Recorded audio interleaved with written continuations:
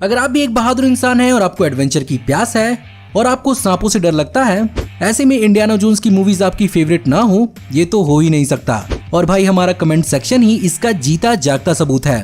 Thank you आप सभी का इस वीडियो को सजेस्ट करने के लिए।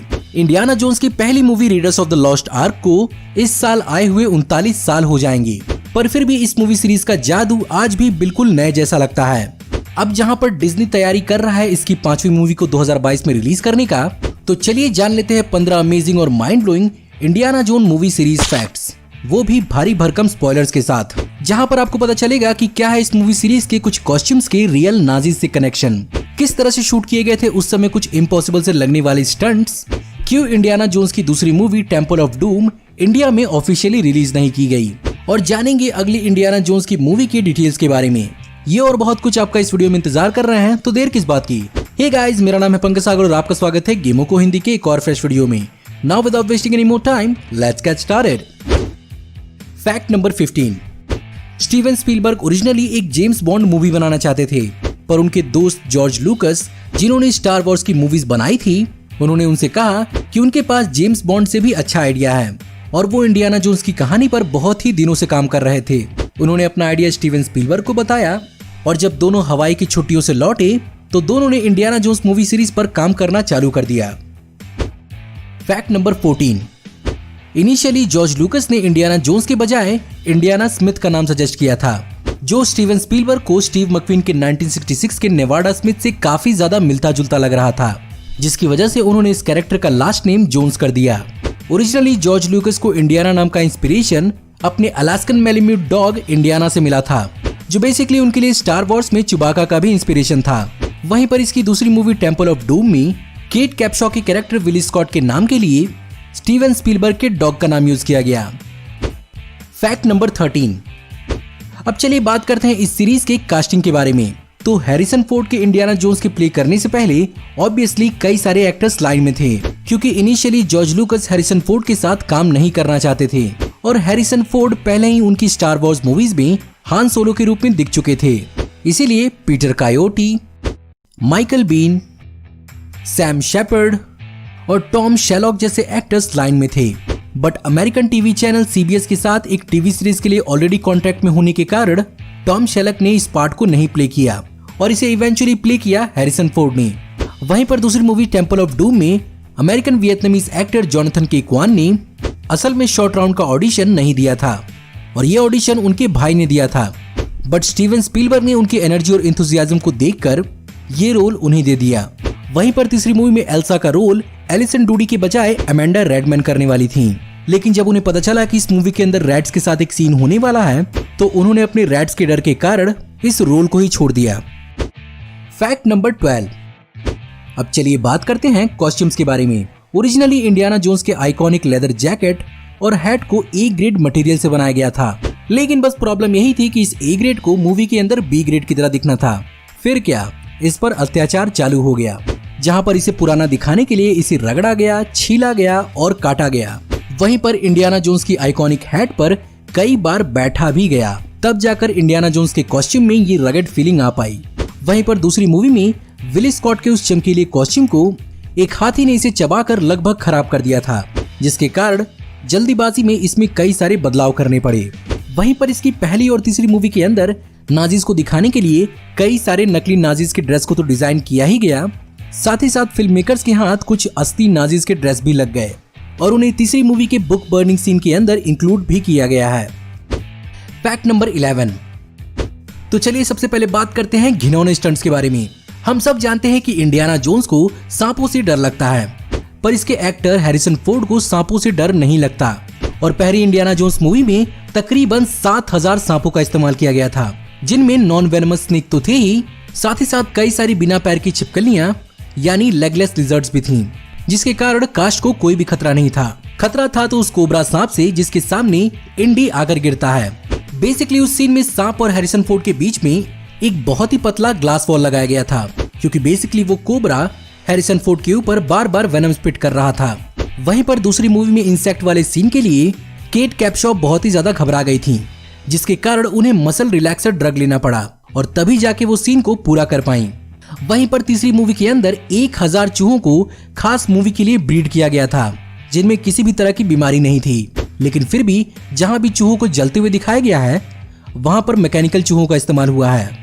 इसके ऊपर से प्रोडक्शन कंपनी ने इन चूहों का इंश्योरेंस भी करवाया था। वहीं पर इसकी 2008 की चौथी मूवी का एंट वाला सीन एक बहुत पुराना रिजेक्टेड प्लान था, जिसे फाइनली जॉर्ज लुकस ने इस मूवी में इंक्लूड किया। Fact number 10। अब चलिए बात करते हैं असल स्टंट्स की।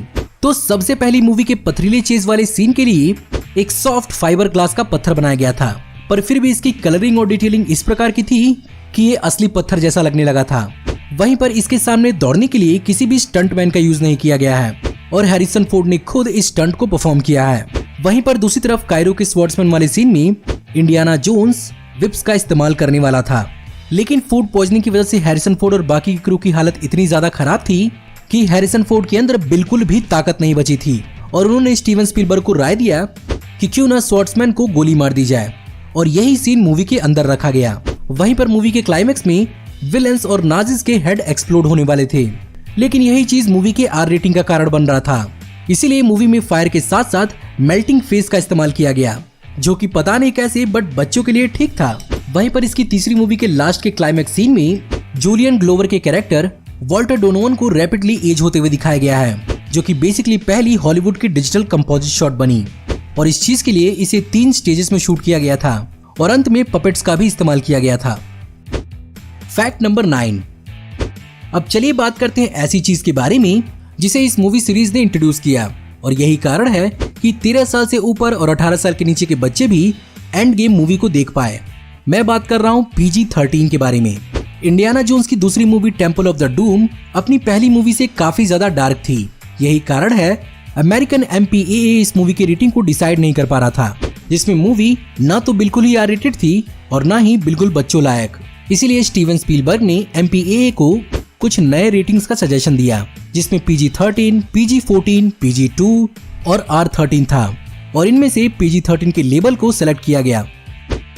Fact number 8। मूवी की शूटिंग के दौरान कई सारे छोटे मोटे मजाक और ब्लूपर्स तो चलते ही रहते हैं, पर यहाँ पर मूवी के डायरेक्टर स्टीवन स्पीलबर्ग ने टेम्पल ऑफ डूम में हैरिसन फोर्ड का बहुत बड़ा वाला काटा, जिसमें उन्हें बताया गया था कि उन्हें एक एक्स्ट्रा सीन शूट करना है। उस सीन के लिए वहाँ पर बारबरा स्ट्राइसैंड ने उन पर चाबुक चलाया था। वहीं पर उनकी स्टार वॉर्स की को स्टार कैरी फिशर ने भी अपना अपीयरेंस दिया, और बाद में जाकर स्टीवन स्पीलबर्ग ने बताया कि उल्लू बनाया और बड़ा मजा आया। अब भाई मन बहलाने का भी अजीब ही तरीका है। वेल, बड़े लोग बड़ी बातें। Fact number 7। अब चलिए बात करते हैं इस मूवी सीरीज के ईस्टर एग्स और रेफरेंसेस के बारे में। जैसा कि इस मूवी सीरीज को जॉर्ज लुकस ने ही लिखा है, जिन्होंने प्रीवियसली स्टार वॉर्स को एस्टेब्लिश किया था, तो इसके अंदर उनका स्टार वॉर्स का रेफरेंस कैसे नहीं इंक्लूड होगा।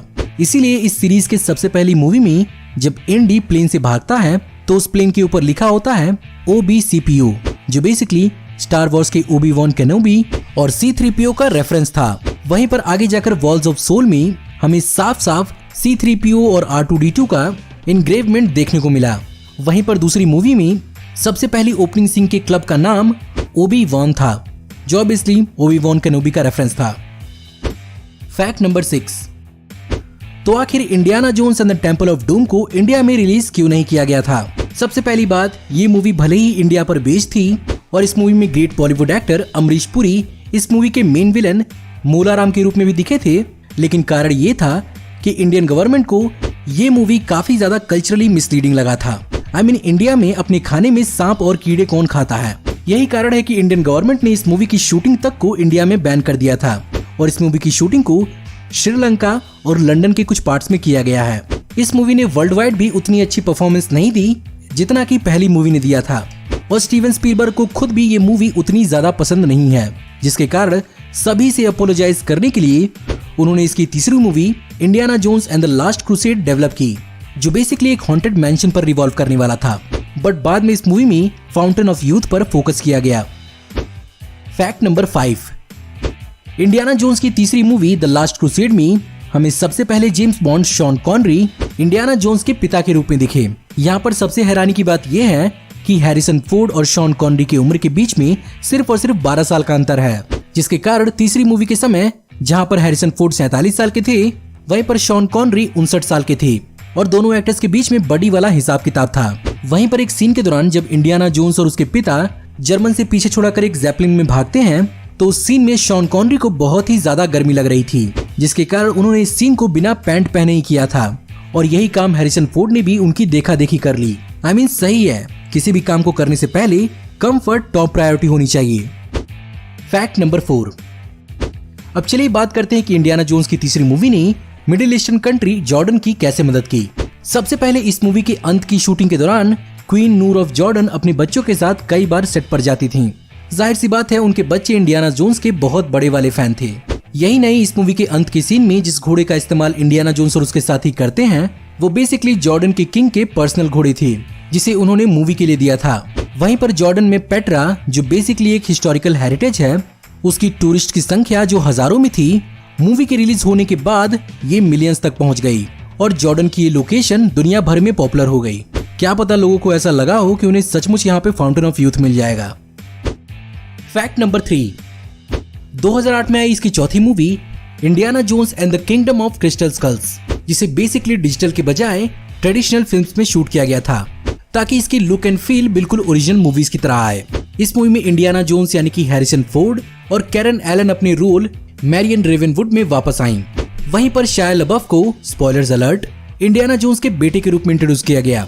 हैरानी की बात यह कि शाया लबफ को खुद ये मूवी पसंद बिल्कुल नहीं आई थी और वो इस चीज का जिम्मेदार खुद को मान रहे थे। वहीं पर इस मूवी ने वर्ल्ड वाइड फाइनेंशियली तो ठीक ठाक परफॉर्म किया, जहां पर इसने वर्ल्ड वाइड तकरीबन $790 मिलियन कमाए, वो भी अपने 180 मिलियन के बजट पर फिर भी ये मूवी क्रिटिकली उतना सक्सेसफुल नहीं हो पाई और ऑडियंस के बीच में इसका मिला जुला ही रिस्पॉन्स रहा। खैर, उम्मीद तो यही करते हैं कि डिज्नी आगे जाकर इस पर अच्छा काम करे। Fact number 2। अब चलिए बात करते हैं अवार्ड्स के बारे में। जाहिर सी बात है इस मूवी सीरीज ने कई सारे अवार्ड्स जीते हैं, लेकिन वहीं पर इसने मूवी अवार्ड्स के बाप के भी बाप ऑस्कर अवार्ड्स तक भी जीते हैं। यही कारण है कि ये मूवी सीरीज लोगों के बीच में इतनी ज्यादा पॉपुलर है। इसकी सबसे पहली movie readers of the arc को 9 ऑस्कर कैटेगरीज के लिए नॉमिनेट किया गया था, जिसमें से इसने best art direction, best sound, best film editing, best visual effects, special achievement award for special effect editing के लिए ऑस्कर अवार्ड्स जीते। वहीं पर दूसरी मूवी 2 अवार्ड्स के लिए नॉमिनेट हुई, जिसमें से इसने बेस्ट विजुअल इफेक्ट्स के लिए अवार्ड जीते। वहीं पर तीसरी मूवी 3 अवार्ड्स के लिए नॉमिनेट हुई, जिसमें से इसने बेस्ट साउंड इफेक्ट के लिए अवार्ड जीता। और Indiana Jones and the Kingdom of Crystal Skulls बहुत ही अनफॉर्चुनेट रही, क्योंकि इसे ऑस्कर में किसी भी अवार्ड के लिए नॉमिनेट नहीं किया गया। Fact number 1। अब चलिए बात करते हैं डिज्नी के अंदर आने वाली अगली इंडियाना जोन्स 5 के बारे में। तो अगली मूवी को 29 जुलाई 2022 को रिलीज करने का प्लान किया गया है, जहां पर हैरिसन फोर्ड इंडियाना जोन्स के रूप में तो वापस आएंगे, लेकिन स्टीवन स्पीलबर्ग इस बार डायरेक्शन की कमान नहीं संभालेंगे।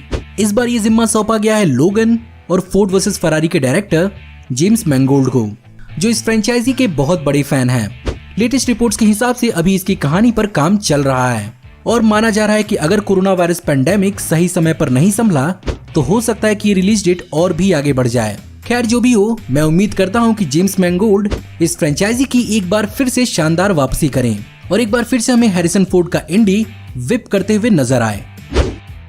तो लीजिए गाइज, ये थे 15 अमेजिंग और mind blowing Indiana Jones movie series facts. I hope आपको ये वीडियो पसंद जरूर आई होगी और अगर आपको ये वीडियो पसंद आई तो इस वीडियो को लाइक करिएगा। आपको इस वीडियो में कौन से नंबर का फैक्ट शॉकिंग लगा मुझे कमेंट में जरूर बताइएगा। मुझे नाजी कॉस्ट्यूम्स और हैरिसन फोर्ड और शॉन कॉनरी के एज डिफरेंस के बारे में जानकर बहुत ज्यादा हैरानी हुई। सच में मैंने इस चीज पर गौर ही नहीं किया था।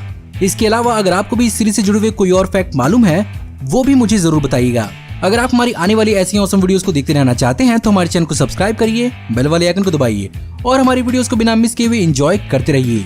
और अगर आप चाहते तो आप इस वीडियो को जितना हो सके उतना अपने दोस्तों और ग्रुप्स के बीच में शेयर करें। और अंत में हमारे ऐसे ऑसम कंटेंट और उससे जुड़े हुए न्यूज अपडेट्स और फैक्ट्स को डेली पाते रहने के लिए हमारे फेसबुक पेज को भी अभी लाइक करें। Link will be in the description. Thank you for watching. See you in the next video. Till then take care, good bye.